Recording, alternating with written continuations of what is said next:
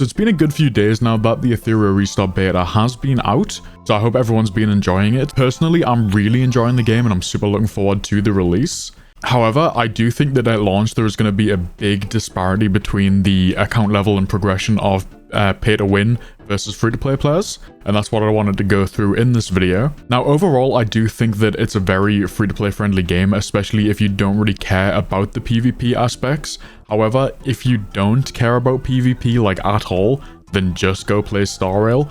I really don't think that this game has anything over Star Rail in terms of the PvE and story. Now, you might totally disagree with me, and that's fine. Obviously, please come and try it yourself. Don't just take my opinion at face value. For me personally, I love this game because of the PvP. Now, the problem with that is obviously with any PvP gacha game, the whales are going to be ahead. They are going to have an advantage. However, the gacha system is definitely forgiving enough and generous enough that you will be able to compete at least. You get a ridiculous amount of free rewards and free pulls. The banners are all the way to 100, however, it is only 100 gems per 10 pull.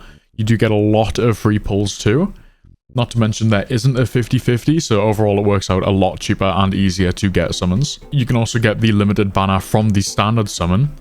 So if you don't specifically want to go for Freya, you can just get her in the permanent summon by luck. That's what happened to me. Not to mention, the PvP does give pretty good rewards, even if you're not, you know, the top tiers. But if we do go to the arena realm and have a look at some of these rewards, like there you'll see I got Iron 3. I really didn't play arena at all, but I got some crystals and arena star emblems. With those, I can buy anima prototypes, I can buy, you know, XP materials, lattices, even 4-star shadow prints.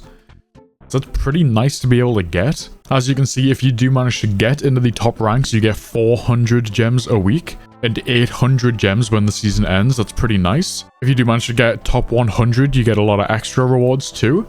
Every time you rank up, you get something nice. Now, these change every season, so presumably if it does stay the same kind of thing, that you can get a 5-star shadow print every single season and a free outfit for your animus every season, so that's pretty nice. Same with the summit arena, there is rank up rewards that give you the same sort of stuff. Rank rewards which give you an absolutely insane amount of hydro crystals, and again, top 100 you get a little bit extra rewards. Now, this shop is also absolutely amazing. It lets you buy 5 apex prototypes and 10 anima prototypes every single week. Being able to get 10 orange shadow prints are absolutely amazing, since you can craft them into the higher ones, meaning you can get, you know, more of your characters up to the top levels. And the fearless arena, which is going to be crucial in the first few days of launch. Even just by participating 3 times, you get a free energy refill or mental stabilizer. For anyone who watches my content a lot or has been playing the game themselves, they'll know that energy is a big thing that, you know, you need a lot of in this game to progress. So it's great being able to get, you know, one of them every single week just by participating in Fearless Arena. So yeah, overall, I do think that being free to play is totally fine and doable in this game, even with the PvP aspects. However, there is some massive advantages that spending will get you, even if it's, you know, a reasonably small amount, not even whaling. So let's quickly talk about that. Now, especially if you are playing during the beta and aren't going to be re-rolling at launch, I do think that spending is, you know, easier to recommend than at launch. There is the rebate system, so if you spend between $0 and $100, you get double back in the way of vouchers on the actual release. I'm not free to play, so I've probably spent around £30 just getting the really good packs. Now, this means at launch I will get double the value back, which is amazing because on launch I was planning to spend that £30 anyway, so since we're in the beta I get double that. Now also, the main quest is capped around your character level, so as you can see, this one unlocks at level 27, I'm only level 23. The way that you get XP is by using your energy, and as you can see, it's like 400 energy right now for me to level up once. And you don't really get a lot of these mental stabilizers, which is why that Fearless Arena, doing that 3 times every week, is crucial to your account progression. Now, that's going to be a huge issue for free-to-play trying to get ahead in the early game, whereas whales who have a lot of gems can just, you know, exchange for 100 stability.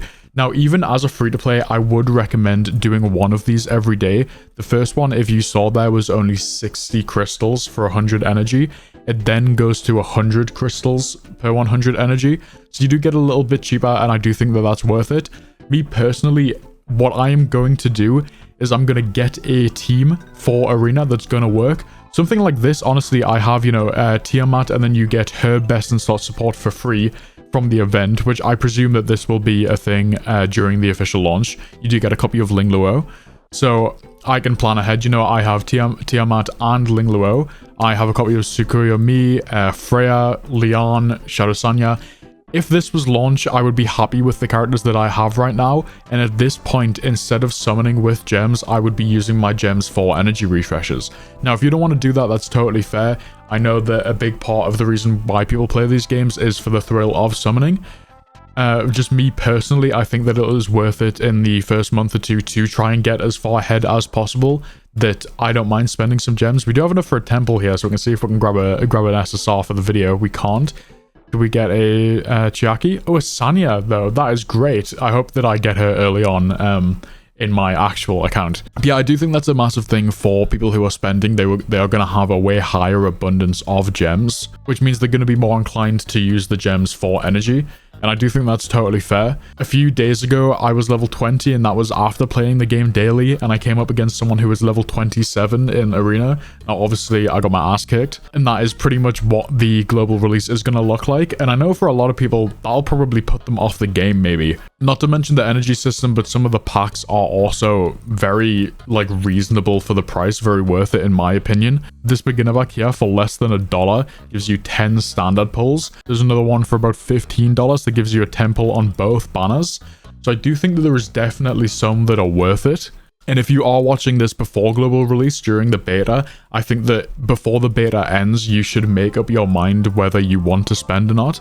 Because if you do want to spend, please do it during the beta when the rebate is out. Now, if you do want a guide on everything that you should be buying if you are spending, I did make a video, I'll put it on screen now. And in that video, I explained the rebate system and went through every single thing that you should buy for low spenders, medium spenders, and high spenders. But yeah, in conclusion, you can totally be free to play in this game. It depends about how much you care about getting like a slight advantage. I do think that in like a month from launch, there will be a little less disparity between free-to-play and whales once everyone has all of the chapters and modes unlocked and once everyone is like a high level.